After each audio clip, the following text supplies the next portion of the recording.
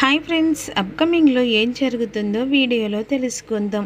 Sony ఇంటికి వచ్చేస్తుంది యువరాజ్ని drop చేసి తన బుట్టలో వేసుకునడానికి. ఇంటికి వచ్చేసరికి వెంటనే ఇక చిలకమ్మ అడుగుతుంది. అప్పుడు చిలకమ్మ మాటలు వినిపించుకోకుండా సోనీ డైరెక్ట్గా యువరాజు గదిలోకి వెళ్తుంది. యువరాజు గదిలోకి వెళ్ళేసరికి జగదాత్రి మాటలు విని నిషి లోపలికి వెళ్తుంది. అన్ఎక్స్పెక్టెడ్గా ఇద్దరు బెడ్ మీద ఉంటారు. ఇక ఒక్కసారిగా రాద్ధాంతం చేసి వెంటనే సోని జుట్టు పట్టుకొని ఈడ్చుకొచ్చి ఏడాపేడా కొట్టి అక్కడి నుంచి సోనీని పంపిస్తుంది. పంపించే టైం మధ్యలోని సోనికి జాబ్ కూడా తీయమని అడిగిన తర్వాత ఈలోపు ఇక యువరాజు గురించి సోని చెప్తూ ఉంటుంది. అసలు ఏంటి నువ్వు, నేను యువరాజ్ని ప్రేమిస్తున్నానని చెప్పేసి సోని చెప్పసరికి షాక్ అయిపోతారు అందరూ. పిచ్చి పిచ్చి మాటలు మాట్లాడితే పండ్లు రాలుతాయి అనే విధంగా జుట్టు పట్టి 4 ఉతికి బయటికి పంపిస్తుంది నిషి. అసలు నువ్వు ఏమనుకుంటున్నావు యువరాజ్? నేనేం చేశాను నిషి? అది నిన్ను ప్రేమిస్తుందంటే హద్దులు మీరే దాకా వచ్చింది కనుకని అది నీ మీద మనసు పడ్డది. అందుకని ఈరోజు ఇంటి దాకా వచ్చింది అంటే దానిలో ఖచ్చితంగా నీ మర్మం ఉందే కాబట్టి కదా. నిషి, నువ్వు అపార్థం చేసుకుంటున్నావు. అపార్థం లేదు, ఏం లేదు, ఇది నిజమే కదా. నిషి, లేనిపోని గొడవలొద్దు. యువరాజ్ అలాంటివాడా? అయినా ఆ సోని కావాలని యువరాజ్ దగ్గరికి వచ్చింది, కానీ యువరాజ్ వెళ్ళి సోనీని కలవడానికి వెళ్ళలేదు కదా. అయినా నీకు అవసరమా? మా భార్యాభర్తల విషయంలో నీకేంటే జోక్యం అని చెప్పేసి దాత్రి అంటుంది. అయినా జగదాత్రి అనడంలో తప్పేముంది అని యువరాజ్ అంటుండగా, ఓహో, అది నీ వైపు తరపున మాట్లాడుతుందని, అది నీకు మంచిగా వత్తసు పలుకుతుందని ఇప్పుడు దాన్ని సమర్థిస్తున్నావా? ఇంకొకసారి అది నేను ఆఫీస్లో గనక అడుగు పెడితే, అది గనుక ఉన్నదనుకో, దాన్ని మాత్రం నేను ఆఫీస్లో ఉండనివ్వను అని కోపంగా వెళ్ళిపోతుంది నిషి. ఇది ఇలా ఉండగా పాపరాయుడు వెంటనే వైజయంతికి ఫోన్ చేస్తాడు. ఏమమ్మే, 2 రోజులు అవుతుండది, ఇక రావాలనా?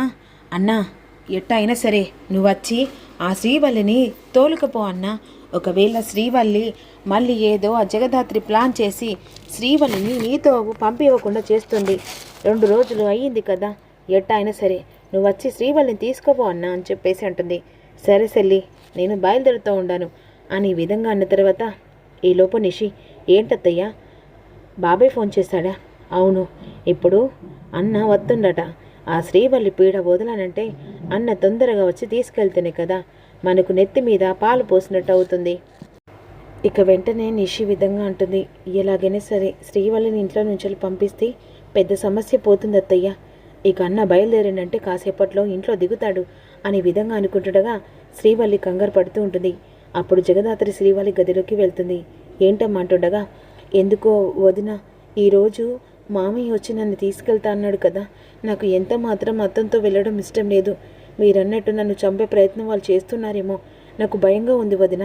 ఎట్టి పరిస్థితుల్లో నేను బాబాయ్తో నిన్ను పంపించను, నిజాలన్నీ నేను తెలుసుకున్నాను అని చెప్పేసి జగదాత్రి అంటుంది. ఏంటి వదిన, ఇప్పుడు నేను ఆ విషయం ఎవరికి చెప్పను. అసలు బాబాయ్ వెనకాల ఉన్న ఆ కుట్రేంటో ఖచ్చితంగా తెలిసిపోతుంది అని చెప్పేసి విధంగా అంటుంది.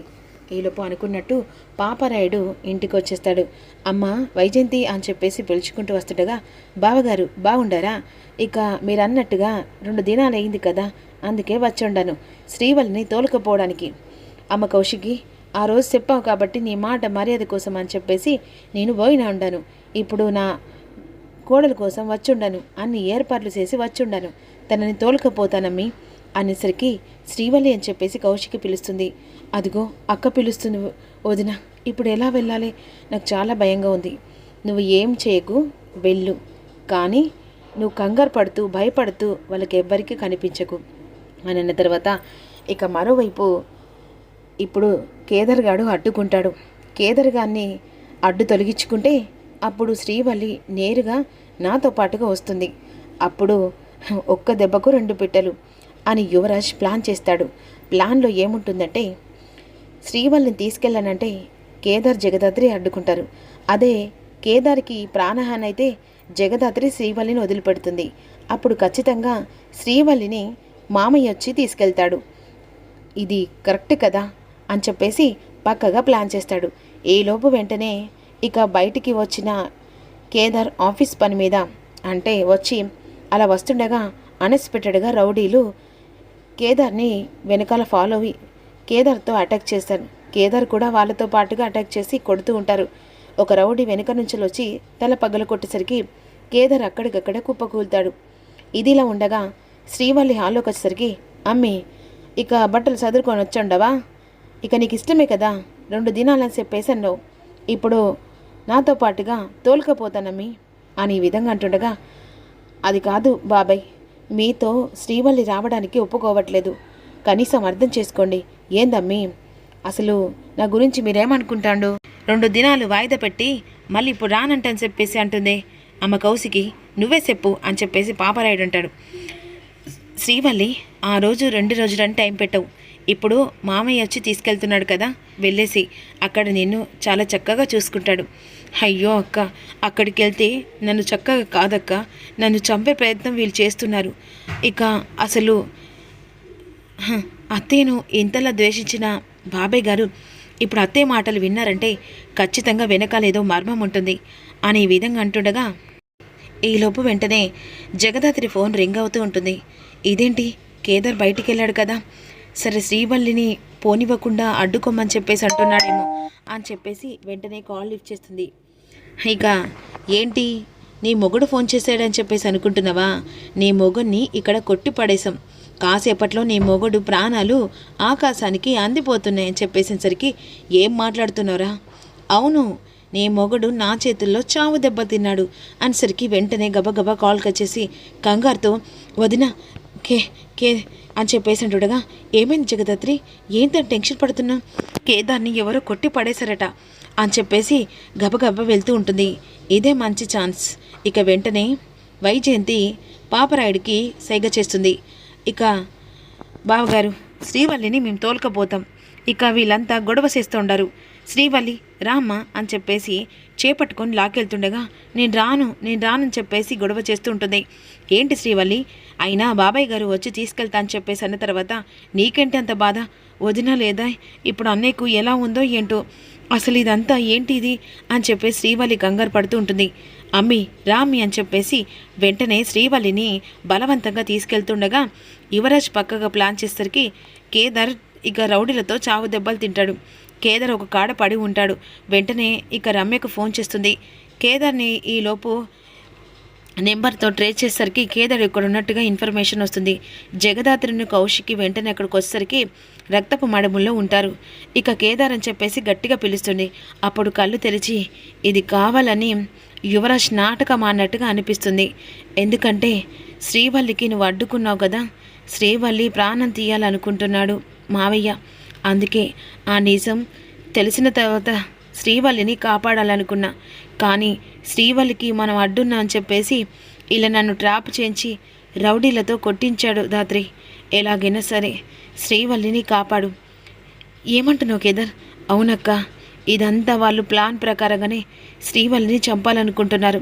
ఎన్ని రోజులు పిన్నిని ద్వేషించే మావయ్య ఈరోజు శ్రీవల్లిని తీసుకెళ్తున్నాడంటే అసలు పిన్ని కూతురు శ్రీవల్లి కాదని అర్థమవుతుంది. శ్రీవల్లిని శాశ్వతంగా దూరం చేయాలని శ్రీవల్లిని చంపే ప్రయత్నం చేస్తున్నాడు పాపరాయుడు మావయ్య. ఎలాగైనా సరే ఇక అది కాదు కేదార్, ముందు మనం హాస్పిటల్కి వెళ్దాం పదా. హాస్పిటల్కి వెళ్దాం, ఫస్ట్ శ్రీవల్లి ఈ ఊరు నుంచి బయటపడకుండా నువ్వు ఎలాగైనా కాపాడు దాత్రి అని ఒక్కసారి స్పృహ తప్పుతాడు.